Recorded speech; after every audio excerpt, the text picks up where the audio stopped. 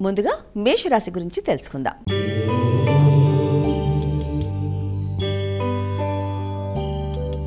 అమ్మా, ఈరోజు మేషరాశి వారికి ఎలా ఉంది? మేషరాశి వారి విషయంలో ముఖ్యమైన విషయాలలో నిర్ణయ సామర్థ్యం అనేది కొంతవరకు తగ్గే అవకాశం ఉంది.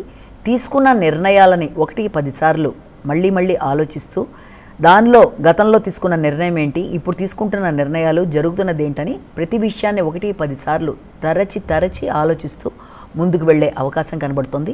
విద్యార్థులకు విద్యాపరమైన విషయాల మీద శ్రద్ధ వహించాలి.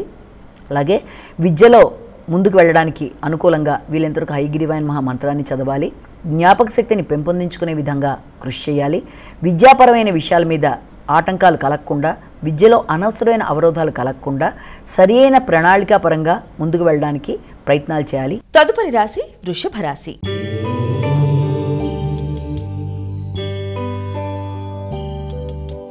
అమ్మా, ఈరోజు వృషభ రాశి వారికి ఎలాంటి ఫలితాలు ఉన్నాయి? వృషభ రాశి వారికి నూతన విషయాలలో అంటే గృహ వాహనానికి సంబంధించిన విషయాలు కావచ్చు, కుటుంబ వాతావరణం కావచ్చు, వాటికి సంబంధించిన విషయాలలో అనవసరమైన ఇబ్బందులు అంటే ఏదన్నా మొదలు పెడదాం అనుకున్నా వాటికి సంబంధించిన విషయాల్లో గృహ వాహనాలకు సంబంధించినవి అయితే వాటికి సంబంధించిన రిపేర్లకు సంబంధించి కావచ్చు, స్థిరాస్తులకు సంబంధించిన విషయాల్లో అనవసరమైన చికాకులు, కొంత మనసుని ఇబ్బంది పెట్టే విధానం ఒకటి. తర్వాత సమయానికి ఆహార స్వీకరణ విషయంలో కూడా అనుకోని చికాకులు, అంటే కొత్త ప్రదేశాల్లో ఆహార స్వీకరణ విషయంలో కూడా ఆచితూచి జాగ్రత్తలతో ముందుకు వెళ్ళాలి. కొత్త ప్రదేశాల్లో ఆహారమే కావచ్చు, లేకపోతే కొత్త విషయాలు నేర్చుకునే సందర్భంలో కావచ్చు, విద్యార్థులకు విద్యకు సంబంధించిన విషయాల్లో కావచ్చు, అనుకోని చికాకులు మనసుని చికాకు పెట్టే అవకాశం ఉంది కనుక దాన్ని అధిగమించే విధంగా ముందుకు వెళ్ళాలి. తదుపరి రాశి మిథున రాశి.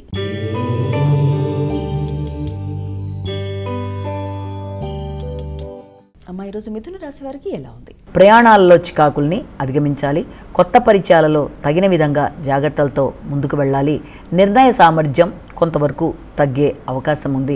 ఆర్థిక విషయాల్లో అనుకోని చికాకులు మనసుని చికాకు పెట్టే విధానం ఉంది కనుక వీళ్ళంతవరకు ఆర్థిక విషయాల్లో తగిన జాగ్రత్తలతో ముందుకు వెళ్ళాలి.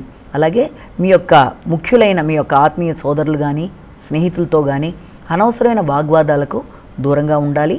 ప్రయాణాలలో జాగ్రత్తగా ఉండడమే కాకుండా ప్రతి విషయంలోనూ ఇతరుల సహకారాన్ని కోరుకునే విషయంలో కూడా దాని మీద పెద్ద ఆలోచన లేకుండా, అంటే ఇతరుల సహాయాన్ని తీసుకోవడానికి కూడా మనసు నిరాకరించే అవకాశం ఉంది కనుక ఆ రకమైన ధోరణిని వీలైనంతవరకు విడనాడి జాగ్రత్తలతో ముందుకు వెళ్ళినట్లయితే మంచి ఫలితాలు సాధించే అవకాశం ఉంది.